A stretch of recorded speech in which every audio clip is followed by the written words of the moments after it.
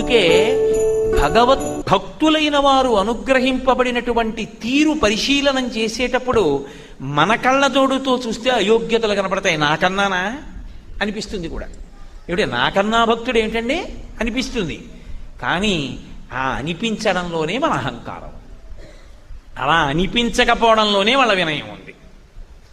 కాబట్టి కుబ్జను అనుగ్రహించాలా? అసలు మీకు భాగవతం మొత్తం మీద ఆశ్చర్యకరమైన సందర్భం ఏమిటో తెలుసా? ఉగ్రసేనుడిని కృష్ణుడు అనుగ్రహించి పట్టాభిషేకం చేయడం. ఆయన ఉగ్రసేనుడికి పట్టాభిషేకం చేశాడు. ఎవరు ఉగ్రసేనుడు? కంసుణ్ణి కన్న తండ్రి. మీరు బాగా గుర్తుపెట్టుకోవాలి. కంసుడు ఏదో ఆయనకి పుట్టినప్పుడు ఔరసపుత్రుడు కాడు. ఆయనకి తన క్షేత్రమునందు లభించినటువంటి కుమారుడు కంసుడు. అంతటి పరమ దుర్మార్గుణ్ణి చంపడానికే కృష్ణుడు అవతార స్వీకారం చేయవలసి వచ్చింది.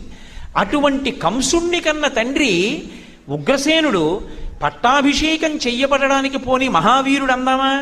ఆ కంసుడే పట్టుకెళ్ళి కారాగారంలో పెట్టి బంధించాడు.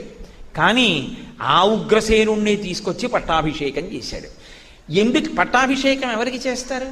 మహాపరాక్రమవంతుడు, లోకాన్ని పరిపాలించగలిగిన వాడు, కంసుణ్ణి కన్న తండ్రి, కంసుణ్ణి ఓడించలేక కారాగారంలో ఉన్నవాడు. మన కళ్ళజోడుతో చూసినప్పుడు ఉగ్రసేనుల్లో యోగ్యత కనపడుతుందా? అయోగ్యత కనపడుతుందా? అయోగ్యత కనపడుతుంది. మరి కృష్ణుడు పట్టాభిషేకం ఎందుకు చేశాడు? కంసుణ్ణి కన్న తండ్రి అయినా ఆయన భక్తి మాత్రం అటువంటి. కొడుకు అటువంటి వాడు పుడితే తండ్రి తప్పెందుకు అవ్వాలి? అంటే తండ్రి భక్తి అటువంటిది, అందుకే అనుగ్రహించాడు అంతే. అందుకే అన్నిటికన్నా పరమేశ్వరుడికి ఇష్టమైనది ఏది అంటే భక్తి. భక్తి అన్న మాటకు అర్థం మనసు ఆయనని ఆలంబనంగా చేసుకుని స్మరణలు చేస్తూ ఉండడం, ఎప్పుడూ ఆయనకి కృతజ్ఞతలను అర్పణ చేస్తూ ఉండడం. ఈ అర్పణ చేసేటప్పుడు వాడు ఎంత చదువుకున్నాడు అన్నది మనం ఆలోచిస్తాం, వాడు ఎంత భక్తి ఉన్నవాడు ఈశ్వరుడు ఆలోచిస్తాడు. అందుకొచ్చే క్షేత్రాలు ప్రపంచంలో ఎక్కడా లేనిది భారతదేశంలో క్షేత్రాలు ఎందుకు వచ్చాయంటే అమాయకులైనా సరే ఆ భక్తి కలిగినటువంటి వారి యొక్క ప్రేమ పండితే క్షేత్రాలు వచ్చాయి. నేను మీకు ఒక ఉదాహరణ చెప్పాలి అంటే, నేను ఈ మాట అన్నాను కాబట్టి, ఇంతమంది యొక్క విశేషాలు ఎందుకు అసలు భగవంతుడి చేత అనుగ్రహింపబడ్డాడు అని నేను ఇప్పుడు మొదలు పెడితే ఎప్పటికవుతుందా ఉపన్యాసం? నేను ఎవరి పేర్లు చెప్పానో వాళ్ళ విశేషాలు చెప్పాలంటే. కానీ మీకు తేలికగా ఉండడానికి ఒక మాట చెప్తాను. శ్రీముఖలింగం ఉంది, శ్రీకాకుళం దగ్గర ఉంటుంది శ్రీముఖలింగం. అద్భుతమైనటువంటి క్షేత్రం. అక్కడ ఒకానొక కుమ్మరివాడు కుండలు చేసేటటువంటి వ్యక్తి బిడ్డలు లేకపోతే పరమేశ్వరుణ్ణి అడిగాడు. మనము పెడతాం, ఆయన వెళ్ళాడు. మనం వెడితే ఏం చేస్తామంటే శివలింగం అండి అని ఓ నమస్కారం, దొంగ నమస్కారం, అక్కడ మన మనసేం పెట్టకుండా ఓ నమస్కారం పెట్టి వచ్చేస్తాం. కానీ కుమ్మరివాడు అలా అనుకోలేదు, వాడు శివుడు. ఇది భావన. భావన యందు భక్తి ఉంటుంది. అసలు వాడు ఉన్నాడు అన్న నమ్మకం కాదు భక్తి అంటే. ఉత్తుత్తినే ఇలా అంటే ఆయన ఎందుకు పుచ్చుకుంటాడు? అది కుమ్మరివాడికి కలిగింది ఆ నమ్మకం. వాడు శివుడు నమ్మాడు. శ్రీముఖలింగ క్షేత్రంలో గుడిలోకి వెళ్ళాడు. గుడిలోకి వెళ్ళి, శివ నిన్ను నమ్ముకున్నాను, నువ్వేమి ఇవ్వలేవు, ఏమైనా ఇవ్వగలవు, నాకు పిల్లలు లేరు, ఒక కొడుకుని ఇప్పించు, ఉత్తినే అక్కర్లేదులే, నీకు ఎవరైనా పట్టుకొచ్చిన సంబారాలు వేయడానికి ఒక పెద్ద తొట్టు ఒకటి చేసి పెడతాను అన్నాడు.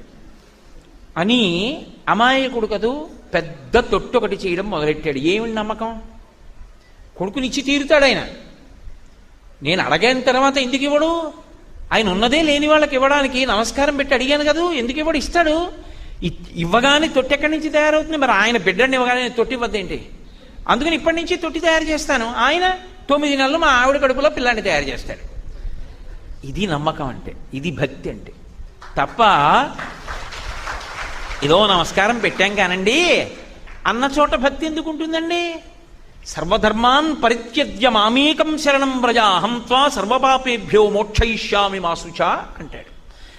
అన్నీ విడిచిపెట్టి వాడు ఉన్నాడని నమ్మి తిరిగిన వాడి వెనకాల వాడే ఉండి ధర్మమునందు ప్రవర్తింపజేస్తాడు.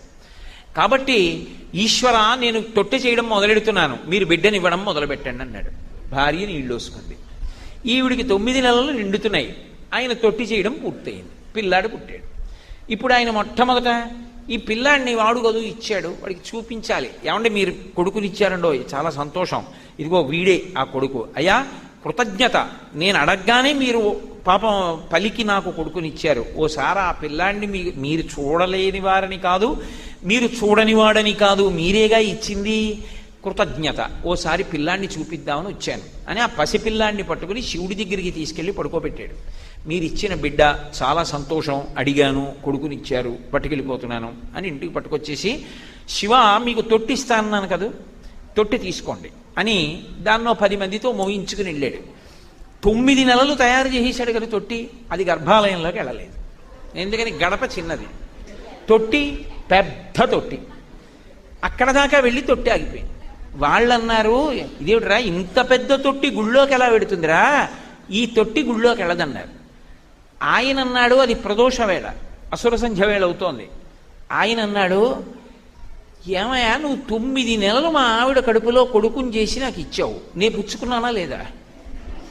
నేను 9 నెలలు తొట్టి చేశాను, నువ్వెందుకు పుచ్చుకోలేదు? నాకు కొడుకునే ఇవ్వగలిగిన వాడివి నా తొట్టి లోపలికి రావడానికి గడప ఇచ్చుకునేటట్టు చేయలేవేంటి? అంటే నువ్వు కొడుకునిస్తే నేను ఇచ్చుకోవాలి, నేను తొట్టిస్తే నువ్వు పుచ్చుకోవు.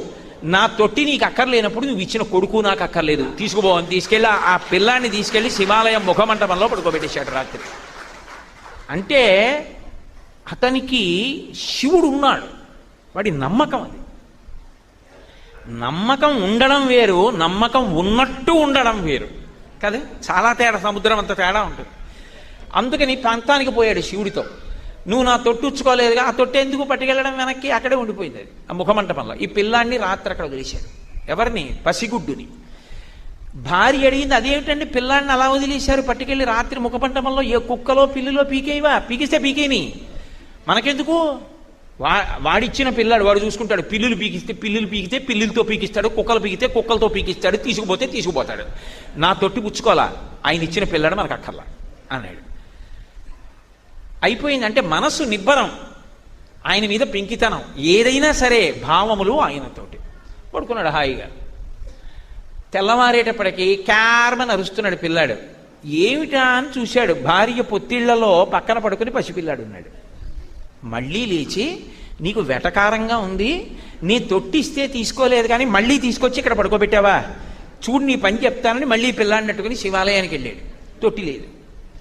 ఇదేమిటి తొట్టి లేకుండా పోయిందని ఆశ్చర్యపోయి అర్చకులు వచ్చేదాకా కూర్చున్నాడు. తెల్లవారింది, అర్చకులు వచ్చారు.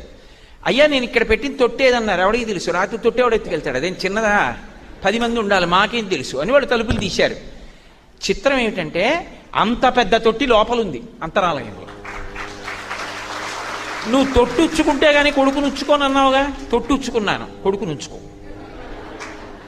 మీకు ఒక ఆశ్చర్యమైన విషయం తెలుసా, ఇప్పటికీ శ్రీముఖలింగం క్షేత్రంలో శివలింగం వెనకాతల ఆ పెద్ద తొట్టి అలాగే ఉంది, ఇప్పటికీ ఉంది. ఆ తొట్టి బయటికి తేలేరు, ఎందుకంటే గడప చాలదు. లోపలికి ఎలా వెళ్ళిందంటే కుమ్మరి కథకి వెళ్ళింది. అందుకే ఇప్పటికీ పిల్లలు లేని వాళ్ళు కానీ, ఏదైనా కష్టాల్లో ఉన్నవాళ్ళు కానీ ఇంట్లో బియ్యం పరమేశ్వరుడి దగ్గర పెట్టి, ఈశ్వర అనుగ్రహించండి, నేను బాధపడకుండా సంతోషంగా అన్నం తినేటట్టు చెయ్యండి అని మొక్కుకుని ఈ బియ్యం పట్టుకెళ్ళి శ్రీముఖలింగం దగ్గర వెనకాతల ఉన్న తొట్లో పోస్తారు. ఇప్పటికీ మీరు, నేను అబద్ధాలు చెప్పాను అనుకుంటే మీరు ఒకసారి శ్రీముఖలింగం క్షేత్రానికి వెళ్ళి చూడండి. అంతరాలయంలో శివలింగం వెనకాతలు ఉంటుంది పెద్ద తొట్టి, నడవడానికి కూడా చోటు ఉండదు. ఆ తొట్టి ఎలా వచ్చిందని అడగండి, అక్కడ ఎవరైనా చెప్తే మంచిదే, లేకపోతే ఇది శ్రీముఖలింగానికి సంబంధించిన విషయం. ఇప్పుడు నాకు చెప్పండి, ఇందాక నీ చెప్పిన జాబితా లాంటిదేనా కాదా ఆ క్షేత్రం? మనమైతే ఆలోచించడానికి ఏమనిపిస్తుంది, అదేమిటండి కుమ్మరికంత అనుగ్రహం ఎలా కలిగిందండి అని మనం అనుకుంటాం. వాడు ఉన్నాడని నమ్మి వాడి యందు భావనలు ఉంచుకున్నాడు. వాడికి బిడ్డలు లేరు, ఆయన్నే అడిగాడు. తొట్టు ఉచ్చుకోవాలి, ఆయన్నే అడిగాడు. పంతానికి పోవాలి, ఆయనతోనే పోయాడు. అటువంటి వాడు తప్పు పని ఎందుకు చేస్తాడు? వాడు ఉన్నాడు చూడటల్లా శివుడు, ఎందుకు చెయ్యాలి నీ తప్పు? వాడు చేయడు. కాబట్టి భక్తి అన్న మాటకి ఉండేటటువంటి అర్థం ఎక్కడుంటుందంటే వాడు ఉన్నాడని భయపడి ఉంటాడు తప్ప, ఏదో వాడు ఉన్నాడని పైకి ఒకలాగా, వాడు ఉన్నాడని పైకి ఉన్నట్టు ఒకలాగా ఉండరు. అలా ఉండకుండా ఉండడంలోనే వాళ్ళ గొప్పతనం ఉంటుంది. నేను ఇందాక మీతో మనవి చేశానే సోమనాథలింగం గురించి. ఆ సోమనాథలింగం దగ్గర కూడా బిడ్డలు లేని వాళ్ళు వెళ్ళి అడుగుతారు, నీకు తొట్టిస్తాను పిల్లాన్ని నిమ్మని అడుగుతారు. ఆయన బిడ్డనిస్తారు, పట్టుకెళ్ళి తొట్టిస్తూ ఉంటారు. ఎన్ని తొట్లు ఉంటాయో సోమనాథ క్షేత్రంలో. అంటే చూడాలి, మీరు ప్రయత్నపూర్వకంగా వెళ్ళి దర్శనం చెయ్యాలటువంటి క్షేత్రాలు. పరమేశ్వరుని యొక్క అనుగ్రహము ఎవరో ఒక్క మహానుభావుడు ప్రార్థన చేసి ఆయన వచ్చేటట్టుగా చేసిన కారణం చేత ఇప్పటికీ మనకు అనుగ్రహం కలుగుతూనే ఉంది. వెంకటేశ్వర స్వామి గురించి చెప్తారు, నకృతం దైవ సంఘైశ్చ నకృతం విశ్వకర్మణ స్వేచ్ఛయా క్రీడతే తత్ర ఇచ్ఛారూపం విరాజితః. ఆయనని ఎవ్వరూ తయారు చేయలేదు, విశ్వకర్మ తయారు చేయలా, దేవతలు ప్రతిష్ఠ చేయలా. ఆయన తనకిష్టమైనటువంటి ముద్ర బట్టి ఇప్పటికీ 7 కొండల మీద అలాగే నిలబడి ఉన్నాడు. శ్రీశైలంలో భ్రమరాంబాదేవి ఉంది. ఇప్పటికీ నాకు పేర్లు చెప్పడం ఇష్టం లేదు, కానీ ఎంతో మంది చెప్తారు, రాత్రులందు దేవాలయంలో భ్రమరాంబ అమ్మవారు నడిచి వెడుతుంటే కాళ్ళకి పెట్టుకున్నటువంటి మంజీరముల యొక్క సవ్వళ్ళు వినపడతాయి. ఇప్పటికీ శ్రీశైలంలో ఒక లక్షణం ఉంది. ఎవరైనా భక్తులైన వాళ్ళు దేవాలయంలోకి వెడితే అమ్మవారు చిన్నపిల్ల రూపంలో వచ్చి తట్టి అడుగుతుంది, పండో ఏదో ఇమ్మని. అది చేతిలో పెడితే ఆవిడ సంతోషంగా పుచ్చుకుంటుంది. శంకరాచార్యులు వారు భ్రమరాంబాష్టకం చేస్తూ చెప్పారు, శ్రీశైలంలో బాలపూజ చేస్తే భ్రమరాంబే పుచ్చుకుంటుంది అని. మీకు ఇంకో విషయం తెలుసా? గోదావరి నదికి అధిష్టాన దేవత భ్రమరాంబై. ఆవిడ యొక్క స్వరూపమే గోదావరిగా ప్రవహిస్తుంటుంది. అంత గొప్ప తల్లి ఆవిడ, అంత గొప్పగా అనుగ్రహించగలదు. ఎంతమందిని ఆ భక్తి అన్నదొక్కటి ఉంటే చాలు అనుగ్రహించాడంతే. అది భక్తి అన్న మాట వెనక ఉన్న తాత్పర్యాన్ని అర్థం చేసుకోవాలి. అందుకే కాళహస్తీశ్వర శతకం చేస్తూ దూర్జట్ అంటాడు, నిన్నే రూపముగా తలంతు మదిలో నీ రూపు మోకాలో స్త్రీచన్నో కొంచమో మేకపింటికయో నా సందేహముల్ మాంపి నా కన్నారన్ భవదీయమూర్తి కనులారన్ భవదీయమూర్తి చిన్నీరేజ విహారమత్త మధుపా శ్రీకాళహస్తీశ్వర. నా కంటి నిండుగా కనపడవయా భవదీయమూర్తి, నీ గురించి నేను విన్నాను. ఆర్తితో అడిగిన వాళ్ళకి, ఆ భక్తి ఉన్న వాళ్ళకి శివుడు వెంటనే కనపడ్డాడు. ఆ ఆర్తి ఉంది వాడికి. ఆర్తి ఉంటే కనపడ్డాడు. ఎక్కడెక్కడ కనపడ్డాడు? నిన్నే రూపముగా తలంతు మదిలో నీ రూపు మోకాలు. ఒకప్పుడు ఒక మోకాలులో శివలింగం కనపడింది. మహాశివరాత్రి నాడు అర్జునుడు గబగబా ఆవుపాలు పట్టుకుని అభిషేకానికి వెడుతున్నాడు. కృష్ణ భగవానుడు వచ్చాడు. అర్జునుడిని బాగా సాధకుణ్ణి చెయ్యాలని కదా కృష్ణుడి తాపత్రయం. అందుకు కదూ భగవద్గీత అనుగీత కూడా చెప్పాడు. అర్జున ఎక్కడికి ఎడుతున్నావు అన్నాడు.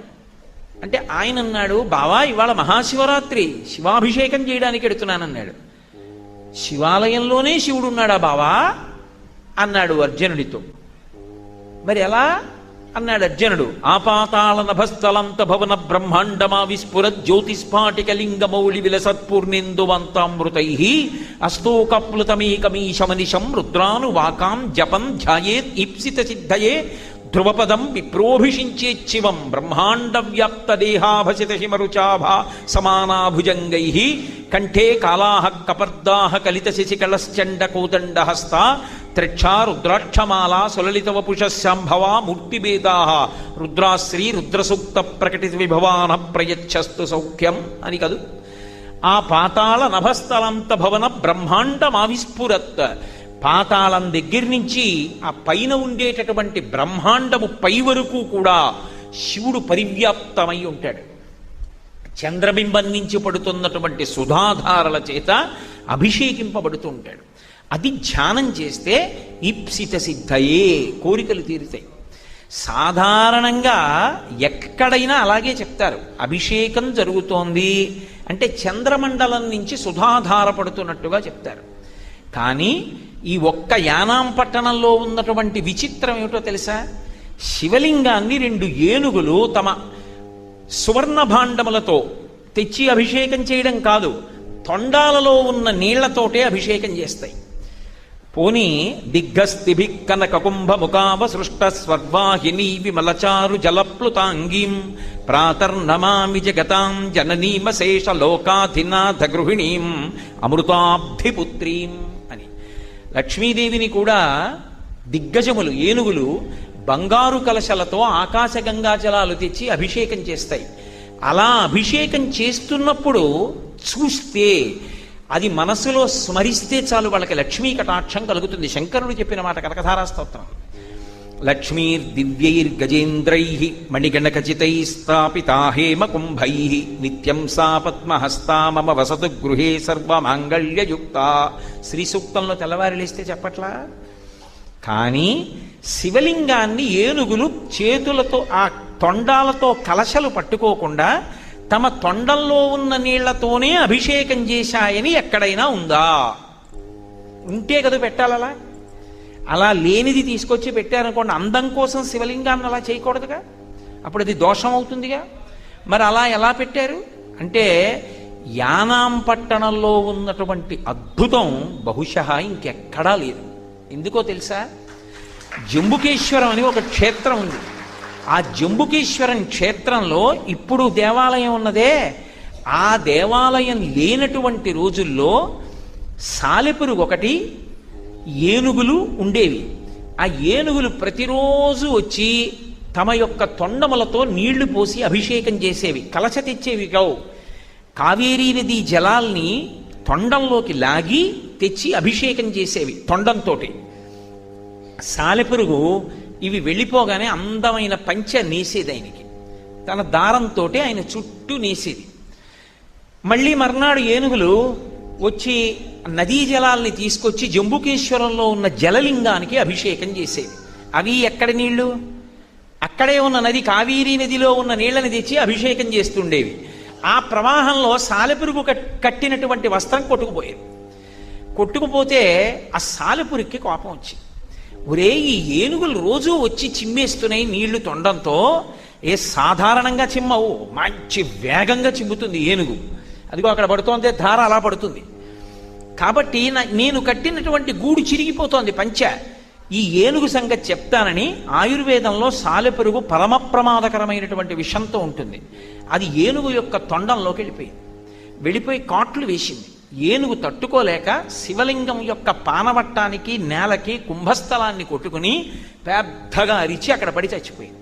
ఆ ఏనుగు చచ్చిపోయింది, సాలెపురుగు చచ్చిపోయింది. ఈ సాలెపురుగు ఏమయ్యాడంటే ఒక మహారాజు అయ్యాడు. కొచ్చంగ చోళుడు అంటారు ఆయన.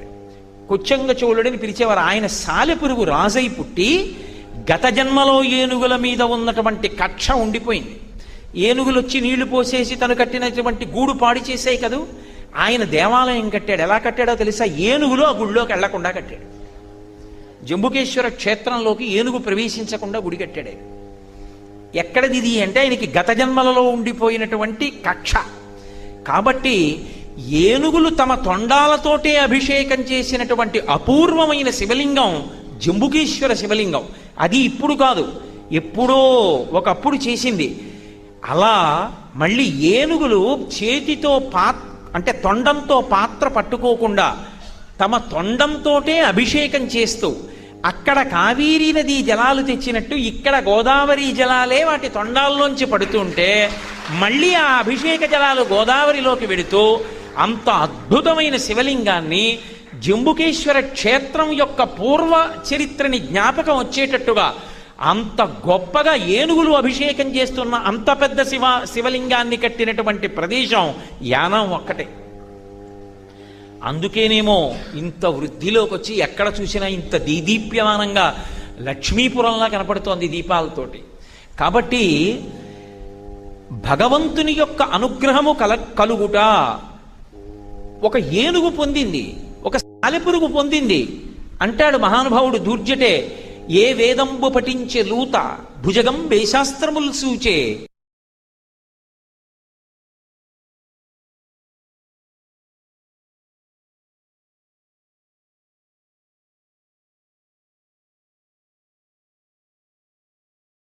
నారద భక్తి సూత్రం భక్తికి నిర్వచనం భజన అంటుంది.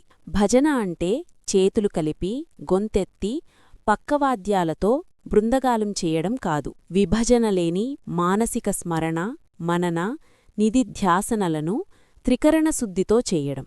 అన్యచింతన లేకుండా శరణాగతి కోరి ఎవరైతే సేవ చేస్తారో అలాంటివారే తన భక్తులని శ్రీకృష్ణ పరమాత్మ చెప్పాడు. అలాంటి శ్రద్ధాసక్తులతో కొలిచే భక్తజనాల బాగోగులు తానీ చూస్తానని కూడా అన్నాడు. పాహిమాం త్వమేవ శరణం మమ అంటే చాలు. చేసిన పాపాలన్నీ పటాపంచలు చేసి ముక్తి ప్రసాదిస్తాను నన్ను నమ్మమని భగవానుడు మాట ఇచ్చాడు. విన్నదెవరు? విని బాగుపడ్డవారు కోటికి ఒక్కరని ఆయనే అంచనా వేశాడు. పరమాత్మ భక్తసులభుడే అయినా శుద్ధభక్తి సిద్ధాన్నం కాదు. కష్టపడాలి, సాధించాలి. ఒక్కొక్క మెట్టు ఎక్కి కొండపైన కోవెల చేరిన చందాన చిత్తశుద్ధి, ఏకాగ్రబుద్ధి కలిగి ప్రయత్నం చేసినప్పుడే ఫలితం దక్కుతుంది. శక్తిలేనిదే భక్తిలేదు, భక్తిలేనిదే ముక్తిలేదు. నమ్మకమే భక్తి. పైవాడొకడున్నాడని తెలుసుకోవడమే జ్ఞానం. పైవాడే అన్నీ చూసుకుంటాడన్న ధైర్యమే వైరాగ్యం. భక్తి, జ్ఞాన, వైరాగ్యాలు త్రివేణీ సంగమమైతే అందులో అంతర్లీనమై ప్రవహించే సరస్వతీనదిలాంటిది భక్తి. అది లేనిదే జ్ఞాన, వైరాగ్యాలు పరిపూర్ణం కావు. ప్రహ్లాదుడు, నారదుడు, పరాశరుడు, పుండరీకుడు, వ్యాసుడు, అంబరీషుడు, శుకుడు, శౌనకుడు అందరూ భగవద్భక్తి ద్వారా జ్ఞాన వైరాగ్యాలు పొంది కర్తవ్యకర్మలను నిష్కామబుద్ధితో చేసి ముక్తజీవులై చిరంజీవులుగా సామాన్యులకు దారిదీపాలయ్యారు. మహాభారతం రాసినందువల్ల వ్యాసమహర్షికి నిజమైన తృప్తి కలిగింది. భాగవత కథను విన్నందువల్ల పరీక్షితుడికి మరణభయం తొలగిపోయింది. బమ్మెరపోతన తన భాగవతాన్ని మనుష్యులకు అంకితం చెయ్యనందుకు ఇబ్బందులు ఎదుర్కొన్నా చివరికి చలితార్థుడయ్యాడు. భక్తి సులభం కాకపోయినా భక్తుడి వేషం కట్టడం సులువే. ఆహార్యాలతో జనాన్ని మోసం చేయడం ఎంత పని? అలాంటి వ్యక్తులు సమాజంలో ఎందరో ఉన్నారు. కలికాలంలో అలాంటి వారి బలగం ద్విగుణం బహుళమయింది. అటువంటి వేషగాళ్లు, మోసగాళ్ల పట్ల అప్రమత్తంగా ఉండాలి. మనసా, వాచా, కర్మణా ఆ పరమాత్మనే నమ్మాలి. భక్తి ఒక అఖండ జ్యోతి. ఒక దీపంతో ఎన్నో దీపాలు వెలుగుతాయి. ఆ వెలుగులో పయనించే మానవుడు ధన్యజీవి అవుతాడు. పరమాత్మ అవతార రహస్యం ప్రజలను భక్తి మార్గంలో నడిపించడం. సామాన్యుడికి సగుణభక్తి ద్వారా నిర్గుణానికి వెళ్లడం చాలా తేలిక. కాలప్రభావం వల్ల ఆత్మజ్ఞానం నశించింది. తత్వం తెలియజేయడానికే అవతారం ధరిస్తున్నానని ఆ భగవంతుడు స్వయంగా చెప్పాడు. పోతన అన్నట్టు శ్రీకైవల్య పదంబు చేరుటకు తప్పక మనం ఆ భగవంతుణ్ణి ఆశ్రయించాలి, భజించాలి. కళ్ళు చూసే దృశ్యాన్ని, చెవులు వినే మాటని నారదభక్తి సూత్రం భక్తికి నిర్వచనం భజన అంటుంది. భజన అంటే చేతులు కలిపి గొంతెత్తి పక్కవాద్యాలతో బృందగానం చేయడం కాదు. విభజనలేని మానసిక స్మరణ, మనన, నిదిధ్యాసనలను త్రికరణ శుద్ధితో చేయడం. అన్యచింతన లేకుండా శరణాగతి కోరి ఎవరైతే సేవ చేస్తారో అలాంటివారే తన భక్తులని శ్రీకృష్ణ పరమాత్మ చెప్పాడు. అలాంటి శ్రద్ధాసక్తులతో కొలిచే భక్తజనాల బాగోగులు తానే చూస్తానని కూడా అన్నాడు. పాహిమాం త్వమేవ శరణం మమ అంటే చాలు. చేసిన పాపాలన్నీ పటాపంచలు చేసి ముక్తి ప్రసాదిస్తాను, నన్ను నమ్మమని భగవానుడు మాటిచ్చాడు. విన్నదెవరు? విని బాగుపడ్డవారు కోటికొక్కరని ఆయనే అంచనా వేశాడు. పరమాత్మ భక్తసులభుడే అయినా శుద్ధభక్తి సిద్ధాన్నం కాదు. కష్టపడాలి, సాధించాలి. ఒక్కొక్క మెట్టు ఎక్కి కొండపైన కోవెల చేరిన చందాన చిత్తశుద్ధి, ఏకాగ్రబుద్ధి కలిగి ప్రయత్నం చేసినప్పుడే ఫలితం దక్కుతుంది. శక్తిలేనిదే భక్తిలేదు, భక్తిలేనిదే ముక్తిలేదు. నమ్మకమే భక్తి. పైవాడొకడున్నాడని తెలుసుకోవడమే జ్ఞానం. పైవాడే అన్నీ చూసుకుంటాడన్న ధైర్యమే వైరాగ్యం. భక్తి, జ్ఞాన, వైరాగ్యాలు త్రివేణీ సంగమమైతే అందులో అంతర్లీనమై ప్రవహించే సరస్వతీనదిలాంటిది భక్తి. అది లేనిదే జ్ఞాన, వైరాగ్యాలు పరిపూర్ణం కావు.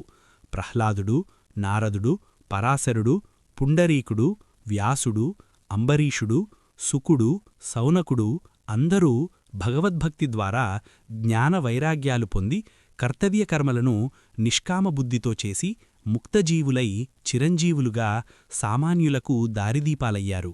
మహాభారతం రాసినందువల్ల వ్యాసమహర్షికి నిజమైన తృప్తి కలిగింది. భాగవత కథను విన్నందువల్ల పరీక్షితుడికి మరణభయం తొలగిపోయింది. బమ్మెర పోతన తన భాగవతాన్ని మనుష్యులకు అంకితం చెయ్యనందుకు ఇబ్బందులెదుర్కొన్నా చివరికి చరితార్థుడయ్యాడు. భక్తి సులభం కాకపోయినా భక్తుడి వేషం కట్టడం సులువే. ఆహార్యాలతో జనాన్ని మోసం చేయడం ఎంత పని? అలాంటి వ్యక్తులు సమాజంలో ఎందరో ఉన్నారు. కలికాలంలో అలాంటివారి బలగం ద్విగుణం బహుళమయ్యింది. అటువంటి వేషగాళ్లు, మోసగాళ్ల పట్ల అప్రమత్తంగా ఉండాలి. మనసా, వాచా, కర్మణా ఆ పరమాత్మనే నమ్మాలి. భక్తి ఒక అఖండజ్యోతి. ఒక దీపంతో ఎన్నో దీపాలు వెలుగుతాయి. ఆ వెలుగులో పయనించే మానవుడు ధన్యజీవి అవుతాడు. పరమాత్మ అవతార రహస్యం ప్రజలను భక్తిమార్గంలో నడిపించడం. సామాన్యుడికి సగుణ భక్తి ద్వారా నిర్గుణానికి వెళ్లడం చాలా తేలిక. కాలప్రభావం వల్ల ఆత్మజ్ఞానం నశించింది. తత్వం తెలియజేయడానికే అవతారం ధరిస్తున్నానని ఆ భగవంతుడు స్వయంగా చెప్పాడు. పోతన అన్నట్టు శ్రీ కైవల్య పదంబు చేరుటకు తప్పక మనం ఆ భగవంతుణ్ణి ఆశ్రయించాలి, భజించాలి. కళ్ళు చూసే దృశ్యాన్ని, చెవులు వినే మాటని, నాసిక ఆఘ్రాణించే వాసనని, చర్మం పొందే స్పర్శని, నాలుక పొందే రుచిని మనసు విశ్లేషిస్తుంది. ఒక శ్రీ వైష్ణవ సంప్రదాయంలో 12 మంది ఆళ్వార్లుంటారు. ఆళ్వార్లంటే లోతులను చూసినవారని ఒక భావన. కాపాడేవాడని, పరిపాలకుడని, భగవంతుడని భిన్నార్థాలున్నాయి. శ్రీమన్నారాయణుడే పరబ్రహ్మమని, పరంధాముడని ప్రకటించిన మహాభక్తులు ఆళ్వార్లు. వీరు తమిళంలో రచించిన స్తోత్రాలను పాసురాలంటారు. 4000 పాసురాలు గల వాలాయిరం అనే దివ్య ప్రబంధాన్ని ద్రావిడ వేదమన్నారు. భిన్న సామాజిక నేపథ్యం కలిగిన ఆళ్వార్లలో మొదటి ముగ్గుర్ని మొదలాళ్వార్లంటారు. ఈ ముగ్గురు పాయిగై, పూదత్త, పేయాళ్వార్లు. శ్రీమన్నారాయణుడి శంఖమైన పాంచజన్యం, గద కౌమోదికి, ఖడ్గం నందకం అంశలతో జన్మించిన ఈ ముగ్గురు విశ్వక్సేనుల నుంచి మంత్రోపదేశం పొంది దేశసంచారం చేశారన్నది భక్తుల విశ్వాసం. తిరుమళిసై ఆళ్వార్ సుదర్శన చక్రం అంశగా చెబుతారు. మేదరి ఇంట పెరిగిన ఆయన బుట్టలు, చేటలు అల్లి అమ్ముతుండేవారు. వైష్ణవ సిద్ధాంతంలో ప్రముఖుడైన నమ్మాళ్వార్ చింతచెట్టు తొర్రలో నివసించేవారని, 108 దివ్యదేశాల్లోని స్వాములను కీర్తించారని సంప్రదాయం చెబుతోంది. నమ్మాళ్వారు ఆత్మవంటివాడని, మిగిలిన 11 మంది అవయవాలని భావిస్తారు. నమ్మాళ్వారు తన 35వ ఏట ముక్కోటి ఏకాదశినాడు పరమపదించారు. ఆయన శిష్యుడు మధురకవి ఆళ్వారు నమ్మాళ్వారు ప్రవచించిన దివ్య ప్రబంధాలను ప్రచారం చేశాడు. వేదాలు, కావ్యాలు అధ్యయనం చేసి మధురకవిగా విఖ్యాతుడైన ఆయన శ్రీమన్నారాయణుడి గణాల్లో ప్రముఖుడైన కుముదుడి అంశతో జన్మించినట్టు భక్తుల విశ్వాసం. విల్లిపుత్తూరుకు చెందిన శ్రీ వైష్ణవ సంప్రదాయంలో 12 మంది ఆళ్వార్లుంటారు. ఆళ్వార్లంటే లోతులను చూసినవారని ఒక భావన. కాపాడేవాడని, పరిపాలకుడని, భగవంతుడని భిన్నార్థాలున్నాయి. శ్రీమన్నారాయణుడే పరబ్రహ్మమని, పరంధాముడని ప్రకటించిన మహాభక్తులు ఆళ్వార్లు. వీరు తమిళంలో రచించిన స్తోత్రాలను పాసురాలంటారు. 4000 పాసురాలు గల వాలాయిరం అనే దివ్య ప్రబంధాన్ని ద్రావిడ వేదమన్నారు. భిన్న సామాజిక నేపథ్యం కలిగిన ఆళ్వార్లలో మొదటి ముగ్గుర్ని మొదలాళ్వార్లంటారు. ఈ ముగ్గురు పాయిగై, పూదత్త, పేయాళ్వార్లు. శ్రీమన్నారాయణుడి శంఖమైన పాంచజన్యం, గద కౌమోదికి, ఖడ్గం నందకం అంశలతో జన్మించిన ఈ ముగ్గురు విశ్వక్సేనుల నుంచి మంత్రోపదేశం పొంది దేశసంచారం చేశారన్నది భక్తుల విశ్వాసం. తిరుమళిసై ఆళ్వార్ సుదర్శన చక్రం అంశగా చెబుతారు. మేదరి ఇంట పెరిగిన ఆయన బుట్టలు, చేటలు అల్లి అమ్ముతుండేవారు. వైష్ణవ సిద్ధాంతంలో ప్రముఖుడైన నమ్మాళ్వార్ చింతచెట్టు తొర్రలో నివసించేవారని, 108 దివ్యదేశాల్లోని స్వాములను కీర్తించారని సంప్రదాయం చెబుతోంది. నమ్మాళ్వారు ఆత్మవంటివాడని, మిగిలిన 11 మంది అవయవాలని భావిస్తారు. నమ్మాళ్వారు తన 35వ ఏట ముక్కోటి ఏకాదశినాడు పరమపదించారు. ఆయన శిష్యుడు మధురకవి ఆళ్వారు నమ్మాళ్వారు ప్రవచించిన దివ్య ప్రబంధాలను ప్రచారం చేశాడు. వేదాలు, కావ్యాలు అధ్యయనం చేసి మధురకవిగా విఖ్యాతుడైన ఆయన శ్రీమన్నారాయణుడి గణాల్లో ప్రముఖుడైన కుముదుడి అంశతో జన్మించినట్టు భక్తుల విశ్వాసం. విల్లిపుత్తూరుకు చెందిన శ్రీ వైష్ణవ సంప్రదాయంలో 12 మంది ఆళ్వార్లుంటారు. ఆళ్వార్లంటే లోతులను చూసినవారని ఒక భావన. కాపాడేవాడని, పరిపాలకుడని, భగవంతుడని భిన్నార్థాలున్నాయి. శ్రీమన్నారాయణుడే పరబ్రహ్మమని, పరంధాముడని ప్రకటించిన మహాభక్తులు ఆళ్వార్లు.